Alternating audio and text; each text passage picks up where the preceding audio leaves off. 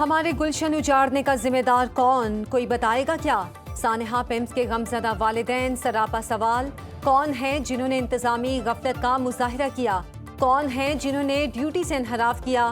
گائنی ward کی nursery جیسے حساس مقام کو محفوظ کیوں نہیں بنایا گیا؟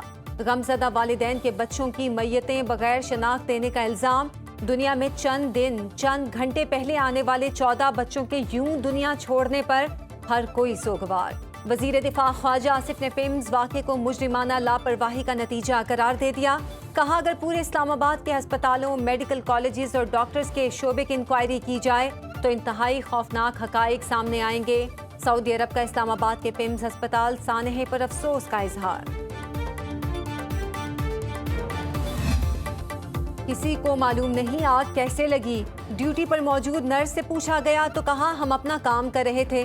پیمز ہسپتال سانحے کی شفاف تحقیقات چاہتے ہیں۔ قومی اسمبلی کی قائمہ کمیٹی صحت کے سربراہ اور ارکان کی پیمز کے دورے کے بعد میڈیا سے گفتگو۔ سربراہ کمیٹی ڈاکٹر مہیش کمار نے کہا قائمہ کمیٹی صحت میں متعلقہ حکام کو بلائیں گے۔ وزیر اعظم کی بنائی تحقیقاتی کمیٹی کی رپورٹ کا بھی آنے کے بعد جائزہ لیں گے۔ تحقیقات سے پہلے کسی پر ذمہ داری نہیں ڈال سکتے۔ وفاقی وزیر صحت مصطفیٰ کمال کو اصولاً استعفیٰ دے دینا چاہیے۔ کمیٹی کے دیگر ارکان کا وفاقی وزیر صحت اور ایگزیکٹو ڈائریکٹر پیمز سے مستعفی ہونے کا مطالبہ۔ کہا ذمہ داروں کو کسی صورت معاف نہیں کیا جائے گا۔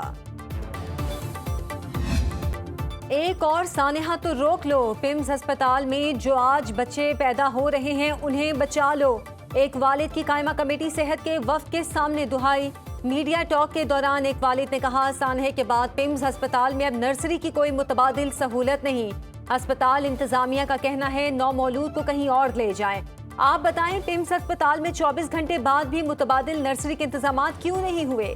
قائمہ کمیٹی صحت کی متبادل نرسری کے انتظامات کے لیے وزارت صحت سے بات کرنے کی یقین دہانی۔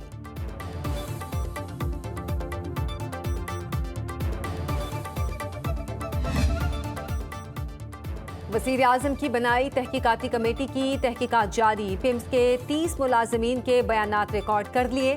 ایگزیکٹو اور جوائنٹ ایگزیکٹو ڈائریکٹرز شامل، ڈیوٹی ڈاکٹرز، نرسز اور 18 سیکیورٹی گارڈز کے بیانات بھی ریکارڈ۔ تحقیقاتی کمیٹی متاثرہ خاندانوں سے بھی معلومات حاصل کر لے گی۔ ذرائع کے مطابق کمیٹی ارکان نے پیمز جا کر شواہد حاصل کیے۔ وزیر اعظم نے 48 گھنٹے میں عبوری رپورٹ طلب کر رکھی ہے۔ جامع رپورٹ 5 دن میں پیش کی جائے گی۔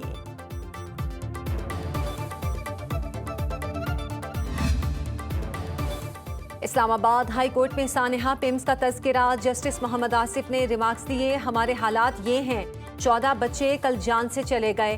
اتنے بڑے ہسپتال میں آپ کے پاس اس قسم کی سہولت نہ ہو تو لوگ کیا کریں گے؟ بہت افسوس اور دکھ کی بات ہے۔ اسلام آباد وفاقی دارالحکومت ہے اور یہاں ہسپتال میں یہ ہو رہا ہے۔ ایسے واقعات کی روک تھام آپ کی ذمہ داری بنتی ہے، حکومت کی ذمہ داری بنتی ہے۔ جسٹس محمد آصف کا ایڈوکیٹ جنرل اسلام آباد سے مکالمہ۔ اس صورت میں لوگ کیسے علاج کے لیے جائیں گے؟ ایڈوکیٹ جنرل پنجاب نے کہا پیمز میں سب سے بہترین ڈاکٹرز ہیں، واقعہ تو کہیں بھی ہو سکتا ہے۔ کل کے واقعے کی کوئی وضاحت نہیں، اس واقعے پر میرا سر شرم سے جھک گیا۔ پیمز ہسپتال واقعے نے پوری قوم کو غم میں مبتلا کر دیا۔ حفاظتی اقدامات حکومت کی ذمہ داری ہے۔ امیر جماعت اسلامی حافظ نعیم الرحمان کی نیوز کانفرنس۔ کہا پیمز ہسپتال میں کوئی حفاظتی اقدامات نہیں تھے، ڈاکٹرز اور عملے کو ٹریننگ دینے کا کوئی سسٹم نہیں۔ پی ڈی ایم کی مشترکہ حکومت نااہلی اور کرپشن کی انتہا پر ہے۔ موجودہ دور میں گورننس نام کی کوئی چیز نہیں۔ 40 سال سے اقتدار میں بیٹھے آپس میں نورا کشتی کر رہے ہیں۔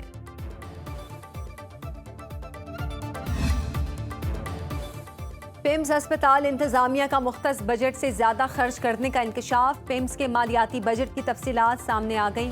وفاقی حکومت کی جانب سے گزشتہ 3 سال کے دوران پیمز ہسپتال کو 22 ارب روپے کا بجٹ دیا گیا۔ گزشتہ سال پیمز ہسپتال کے لیے وفاقی حکومت نے 6 ارب 84 کروڑ روپے مختص کیا۔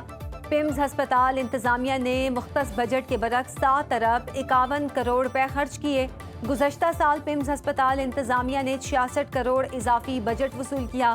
رواں سال پیمز ہسپتال کے لیے 7 ارب 63 کروڑ روپے بجٹ مختص کیا گیا۔ رواں سال ریپیئر اینڈ مینٹیننس کی مد میں 23 کروڑ خرچ کیے۔ ملک بھر کے سرکاری ہسپتال مریضوں اور خصوصاً بچوں کے لیے خطرہ بن گئے۔ 8 برس میں سرکاری ہسپتالوں میں آتش زدگی اور دیگر واقعات میں 52 افراد جاں بحق ہوئے، جن میں 39 نومولود بچے بھی شامل ہیں۔ 2018 کو ڈی ایچ کیو نارووال میں ڈاکٹرز کی غفلت سے 7 سالہ بچہ جاں بحق ہوا۔ 29 ستمبر 2018 کو آکسیجن کی کمی کے باعث سول ہسپتال سکھر میں 3 نومولود جاں بحق ہوئے۔ 16 سے 22 جون 2025 کے دوران ڈی ایچ کیو پاک پتن میں آکسیجن کی کمی سے 20 بچے جاں بحق ہوئے۔ 26 اگست کو اسلام آباد کے پیمز ہسپتال میں آتش زدگی سے 14 بچے جاں بحق ہوئے۔ پیمز سانحہ خیبر پختونخوا کے ہسپتالوں کے حفاظتی انتظامات کا از سر نو جائزہ لینے کی ہدایت۔ سرکاری ہسپتالوں میں سیفٹی آلات، فائر الارم، آگ بجھانے کے آلات اور عملے کی تربیت سے متعلق تفصیلات فراہم کی جائیں۔ ایل آر ایچ انتظامیہ کے مطابق لیڈی ریڈنگ ہسپتال پشاور میں آگ بجھانے کے لیے 550 سلنڈرز دیواروں پر نصب ہیں۔ ہسپتال کے تمام وارڈز میں فائر الارم اور سینسرز لگا دیے گئے ہیں جو مکمل طور پر فعال ہیں۔ ہنگامی صورتحال سے نمٹنے کے لیے سیکیورٹی اہلکاروں کو خصوصی تربیت دی گئی۔ اسلام آباد ہائی کورٹ میں 3 عام قیدیوں کی نجی ہسپتال منتقلی اور بیرون ملک فیملی سے ٹیلی فونک گفتگو کرانے کا کیس۔ عدالت نے دلائل مکمل ہونے پر فیصلہ محفوظ کر لیا۔ وکیل درخواست گزار نے کہا قیدی نے اسپیشل علاج کی درخواست سپرنٹنڈنٹ اڈیالہ جیل کو دی، کسی نجی ہسپتال میں منتقل کیا جانا چاہیے۔ سپریم کورٹ نے تو بانی کی بہن ڈاکٹر عظمیٰ خان کو میڈیکل بورڈ کے ساتھ ایسوسیٹ کیا۔ سپریم کورٹ نے کہا 2 روز میں بانی کو شفا ہسپتال منتقل کیا جائے۔ جو سہولیات ایک اور قیدی کو فراہم کی جا رہی ہیں کیوں نہ ایک عام قیدی کو بھی فراہم کی جائیں۔ سپرنٹنڈنٹ اڈیالہ جیل نے ہماری علاج کی درخواست ڈاکٹر کی مشاورت کے بغیر مسترد کر دی۔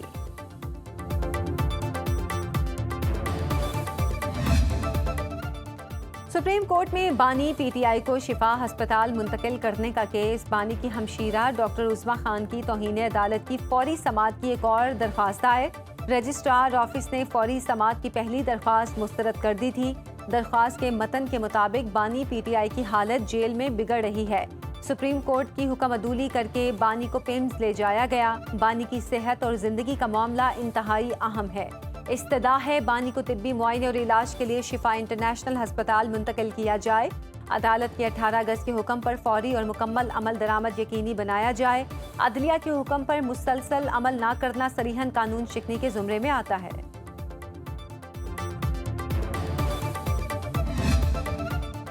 مکہ مشترکہ دفاعی معاہدے کا فورم دیگر ممالک کے لیے بھی کھلا ہے۔ معاہدے میں کسی اور ملک کی شمولیت کا فیصلہ ریاض انقرہ کی مشاورت سے ہوگا۔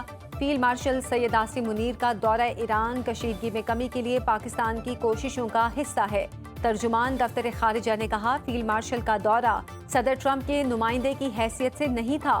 پاکستان نے واشنگٹن اور تہران کے درمیان مخلصانہ کردار ادا کیا۔ فیلڈ مارشل کی ایرانی حکام سے خطے میں کشیدگی کے خاتمے پر تفصیلی گفتگو ہوئی۔ ایرانی قیادت نے امن کے لیے پاکستان کی کوششوں کو سراہا۔ مشرق وسطیٰ بحران کے حل کے لیے برادر ممالک سے رابطے میں ہیں۔ پاکستان نے 1 سال کے لیے شنگھائی تعاون تنظیم کی چیئرمین شپ سنبھالی ہے۔ 2027 میں Pakistan S C O conference کی میزبانی کرے گا۔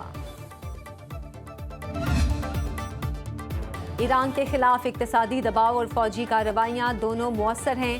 اقتصادی پابندیوں کے ذریعے ایران پر دباؤ برقرار رکھا جائے گا۔ امریکی صدر ٹرمپ کا الجزیرہ سے فون پر گفتگو۔ کہا امریکہ ایران کے ساتھ مذاکرات میں جلدی نہیں کرے گا۔ مذاکرات کے لیے کوئی مقررہ وقت طے نہیں۔ ایران کے خلاف جنگ ختم کرنے کے لیے کوئی ٹائم فریم نہیں۔ امریکہ ایران کے ساتھ معاہدے کے لیے مذاکرات پر تیار، تاہم جلد بازی نہیں کرے گا۔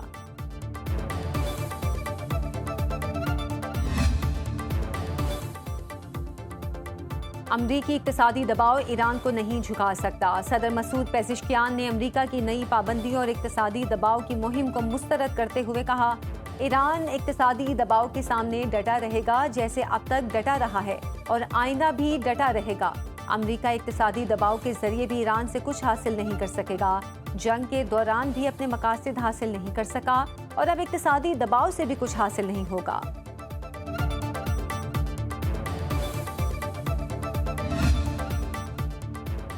ایران نے یک طرفہ اور ثانوی امریکی پابندیوں کو مسترد کر دیا۔ امریکی پابندیاں ریاستی اور معاشی دہشت گردی ہیں۔ ایرانی وزیر خارجہ عباس عراقچی نے کہا ایران کا نئی امریکی پابندیوں کے خلاف اقوام متحدہ سے کارروائی کا مطالبہ، عباس عراقچی کا اقوام متحدہ کی سیکرٹری جنرل اور سلامتی کونسل کو خط۔ عباس عراقچی نے خط میں لکھا، امریکہ جنگ کے ذریعے مقاصد حاصل کرنے میں ناکام رہا، ایران کے دیگر ممالک سے جائز اقتصادی تعلقات محدود کرنے کی کوشش کر رہا ہے، امریکی پابندیوں سے خوراک، ادویات اور طبی آلات تک رسائی متاثر ہوتی ہے، امریکی پابندیاں بنیادی انسانی حقوق کی خلاف ورزی ہیں، رکن ممالک امریکی پابندیوں پر عمل درآمد نہ کریں۔ مذاکرات پسپائی کی علامت نہیں، قومی مفادات کے تحفظ کا حصہ ہیں۔ ارنا کے مطابق ایرانی پارلیمنٹ کے اسپیکر محمد باقر کالیباف نے کہا، ملک کی طاقت کے ذرائع کے تحفظ کی ذمہ داری اٹھانا ضروری ہے تاکہ جنگ کی کامیابیوں کو مستحکم کیا جا سکے۔ کوئی بھی دانشمندانہ اقدام با اختیار مذاکرات یا دشمن سے قوم کے حقوق حاصل کرنے کی کوشش کو غلط طور پر سمجھوتا اور بے عملی قرار نہیں دینا چاہیے۔ امریکہ کے ساتھ مذاکرات کی ذمہ داری سے فرار اختیار کرنا اور مذاکراتی ٹیم کی ہر کامیابی کو غداری قرار دینا درست نہیں۔ ایران اور امریکہ کے درمیان مصالحت کی کوششیں، عالمی منڈی میں خام تیل کی قیمتوں میں کمی، برینٹ کروڈ آئل کی فی بیرل قیمت $87.21 ہو گئی، WTI کروڈ کا ایک بیرل $81.69 کا ہو گیا۔ امریکی چپ ساز کمپنی انویڈیا کی سیلز اور منافع میں 70% اضافے کی پیش گوئی، مصنوعی ذہانت اور ٹیکنالوجی کمپنیوں کے حصص میں سرمایہ کاری بڑھ گئی، امریکی اور ایشیائی اسٹاک مارکیٹس میں تیزی کا رجحان، عالمی منڈی میں سونے کی قیمت میں اضافہ، سونے کی فی اونس قیمت $4,630 ہو گئی، پاکستان اسٹاک مارکیٹ میں کاروبار کا مثبت رجحان، 100 انڈیکس میں 1249 پوائنٹس کا اضافہ، انڈیکس 1,78,620 پوائنٹس پر پہنچ گیا۔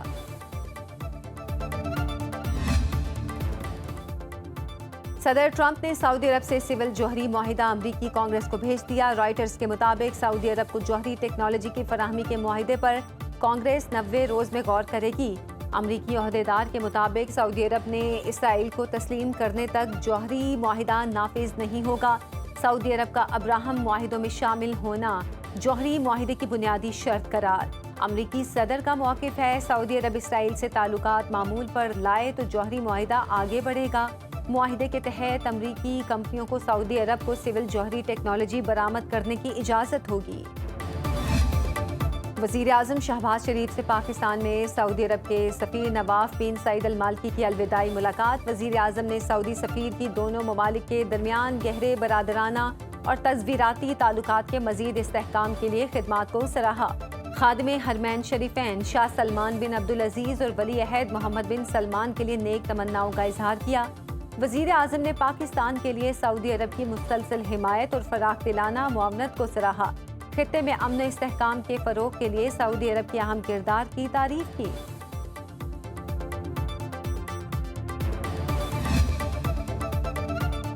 وزیر اعظم آزاد کشمیر کا انتخاب کل ہوگا۔ مسلم لیگ نون نے بیرسٹر افتخار گیلانی کو وزیر اعظم آزاد کشمیر کے لیے فائنل کر دیا۔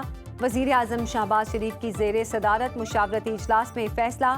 آزاد کشمیر قانون ساز اسمبلی میں وزیر اعظم کا انتخاب 28 اگست کو ہوگا۔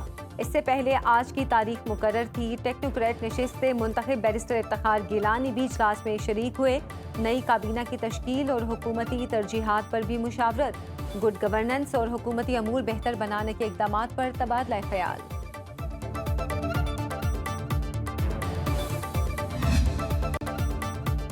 وزیر اعلیٰ پنجاب مریم نواز کا زنجیانگ میں چین کی معروف ٹائرن وزڈم ڈیری کمپنی کے ہیڈ کوارٹر کا دورہ، مختلف شعبوں کا معائنہ کیا، ماہرین کی ملک پروڈکٹس کی تیاری کے مراحل پر بریفنگ۔ مریم نواز نے کہا، پنجاب میں لائیو سٹاک میں بہتری اور فروغ کے پروجیکٹس نتیجہ خیز ثابت ہو رہے ہیں۔ دیہی خواتین کی مالی خود مختاری اور مویشیوں کی افزائش نسل کے اسپیشل پروجیکٹ کامیابی سے جاری ہیں۔ چین کے اشتراک سے پنجاب میں ملک اور ڈیری پروسیسنگ پروجیکٹ قائم کرنا چاہتے ہیں۔